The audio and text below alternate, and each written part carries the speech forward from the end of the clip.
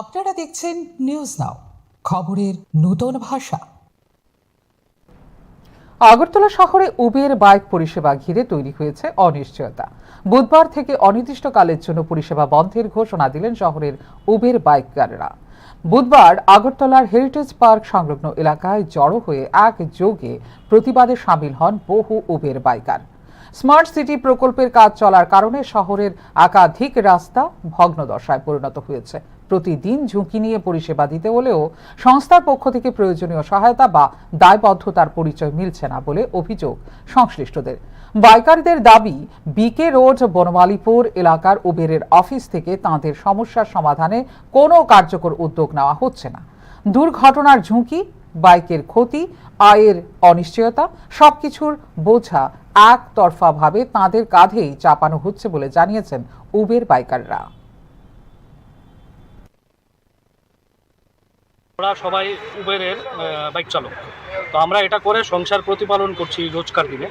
তো বর্তমান পরিস্থিতি আপনারা জানতে পারছেন যে আগরতলা শহরে স্মার্ট সিটি প্রজেক্টের কাজ চলছে, সমস্ত রাস্তা কাটা, ট্রাফিক জ্যাম।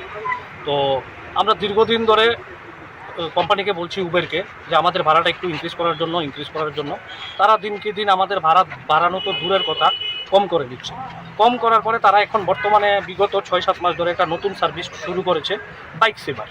তো বাইক সেভারের প্রবলেমটা কী হচ্ছে আমি আপনাদেরকে দেখিয়ে দিচ্ছি। এই দেখুন, আমি আগরতলার এখন হেরিটেজ পার্ক থেকে বুক করেছি এনআইটি কলেজ।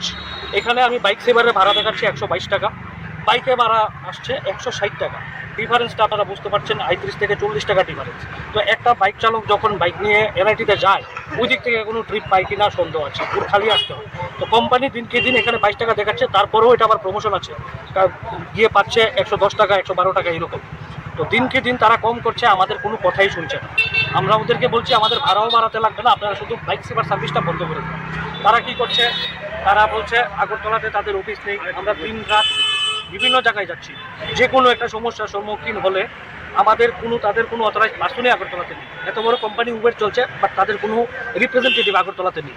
তো আমাদের সমস্যাগুলো আমরা কাউকে বলতে পারছি না। রাজধানী হোটেলের সামনে একটা অফিস আছে, ওটা নাকি ওদের vendor point, O2 joining centre. ওদের কাছে গেলে ওরা বলে আমরা এটা করতে পারবো না। তো কোনোভাবেই কোনো কিছুর সলিউশন হচ্ছে না। আমরা দিনকে দিন আমাদের লসই হচ্ছে।